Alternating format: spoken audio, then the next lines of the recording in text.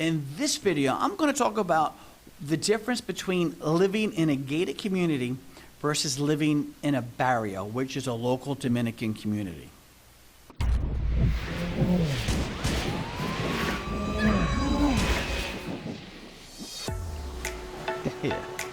Welcome to Gopai's Expat channel.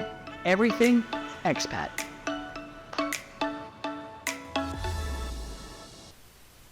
Okay, let's say you're going to live in a local Dominican barrio. You're going native, as we say. Okay, what are some of the pluses? Well, you're not going to have any fees like you would if you're going to live in a gated community. That appeals to a lot of people. Who doesn't like paying less money, right? The other thing is you're not going to have the rules and regulations that somebody who lives in a gated community. There's no governing authority over top of you. So basically, it's the personality of that community. Whatever the lifestyle is of that community, that's what you're going to be subjected to. And it's cheaper. The price point to buy or rent in a Dominican barrio is much, much less. So what are some of the downsides? Some of the downsides is the infrastructure is probably not going to be as well if you're living in a tourist area or a gated community. What do I mean by that? Well, you may not have running water from the city into your cistern, which is an underground water storage tank. You're probably not going to have water 7 days a week. I know in El Bate, for my business, if I get it 3-4 times a week, I've done good. So be prepared to have electricity not as reliable, water not as reliable, trash pickup not as reliable, and also your streets may not be as well maintained. So your basic infrastructure isn't going to be as well in a gated community or in one of the tourist areas. The other thing is safety. Be careful of where you're living. You have to be responsible for your safety. That's why you're going to need bars on the window. I like to see a wall around the properties, maybe some guard dogs. And bear in mind, when you're living outside of the tourist area, these people are watching your every move. They know your routine. They won't know when you come and go. Yeah, you're probably going to develop friendships. You're going to talk to them. You're going to know who they are. But there's always somebody watching you because you're richer than they are. And they will take advantage. It's just a matter of time before you have an issue. I hate to sound like that, but just seen it too many times. Some of the things I've seen, stealing electricity. I've seen that all the time. They will tie into your electric line or the back of your meter is what they love doing. They'll steal your water. They'll tie into your water line and take water out of your cistern if they don't have one. And they'll just break in and steal from you because you are richer than they are and they need it and they'll take it. The other thing is quality of life, which is a big one. You might be subjected to motos screaming up and down the street, racing. Your neighbors playing karaoke, playing music all night. Just the overall screaming and yelling, that's common. So if you're going to live in a Dominican barrio, please do your research and find out that that's a place that fits your lifestyle. Because all it takes is one bad neighbor to destroy your peace. And I've seen it a lot.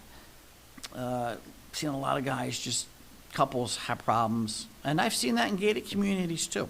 And we'll talk about that when we get into the gated communities.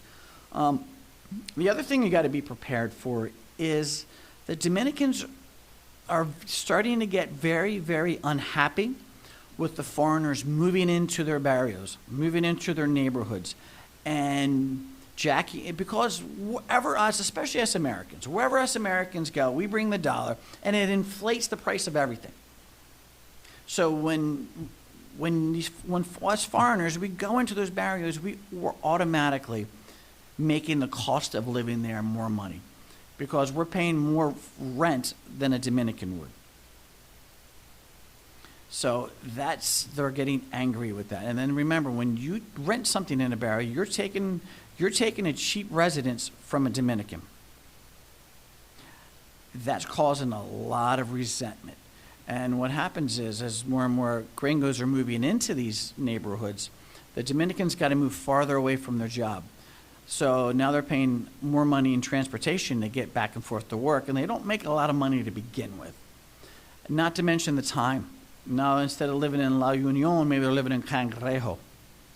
Or from Chermecos, maybe they have to move to Sosúa, Bajo, or Terramar. So, it may not sound a lot to us, but to them, day in, day out, it adds up. So bear in mind that. So why do people move into a gated community? Well, they move into a gated community because they want the safety and the protection that a gated community provides. But before you buy or rent in a gated community, I strongly, strongly advise, go to the office, ask them for a copy of the rules and regulations, and ask them how often do they enforce the rules and regulations. And then what they tell you, back that up with your research that you do on social media. Some gated communities, they don't enforce their rules and regulations. Others are super strict. So you want to find a gated community that fits the kind of lifestyle you want to live. What do I mean by that? If you don't want to hear screaming and yelling at night, you don't want to hear guys partying, you don't want to hear music, you don't want to hear hooting and hollering, you want peace and quiet, make sure you're renting or buying in a gated community that doesn't allow that. Because there are a lot more gated communities, and condo complexes are being very strict on the behavior of owners and renters. And yes, they can enforce those rules and regulations on owners. They did it to my neighbor behind me. They made him, you're not playing your music 2 a.m, you're not having tons of girls over by your pool. So they will enforce it.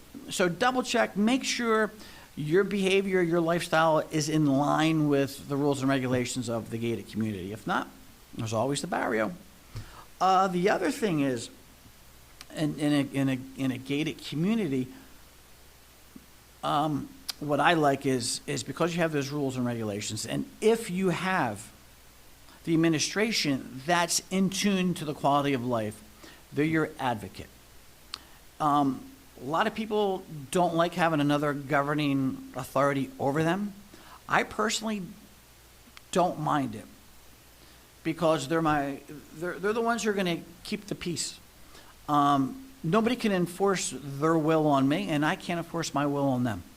If the rules and regulations stay on no work being done on your house on Sundays, Sunday's quiet day, like where I live, that's one of the rules. So that affects me like it affects everybody. So as long as there's no favoritism, as long as everybody follows by the same rules, things work. And what I did is I made sure where I bought my villa fit my lifestyle. So double check that it fits your lifestyle, and that the governing body is proactive, and because they are your best advocate. Because when you live in a barrio, you have no advocate other than the Fiscalia, the police, and who wants to be doing that all the time to get some peace? So, but we pay for that advocacy. It cost me right around $500 a month to live in my villa. And I still don't think that's bad. That's not rent. I own my villa. But it's still $500 a month for me to maintain my villa. That's HOA fees plus connection to the generator. That's my electricity is included in that. So, you got your prices for that as well. The other thing that people like about the gated communities is that the infrastructure is well maintained. You're going to have street lights that work. They're going to maintain the roads. They're going to maintain the overall general appearance. That's also going to help in your property values. It's going to be easier to sell a piece of property in a well-maintained, well-run, gated community versus a barrio. Because it takes a certain mentality of an individual to move outside of their country to become an expat. So to have that small minority who's willing to do what we have done and then want to live in a barrio, that's even a smaller percentage. And I say all the time, it's easy to get into property here, it's just hard to get out. So make sure whether you're buying in the barrio or buying in a gated community that you want to hold on to that property for a while, because flipping doesn't work. So there's some of the things to talk about gated community versus living in a barrio. Thanks for watching. Peace out.